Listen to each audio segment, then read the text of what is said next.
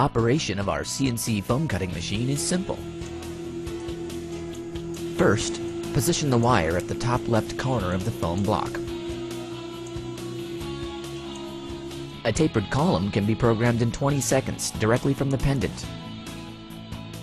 Just enter the diameter at the top of the column, followed by the diameter at the bottom of the column. Then enter the column's length. Flutes can be added by entering the width and the percentage of flute width for the flat area between flutes. Press the Start key and you have a tapered, fluted column.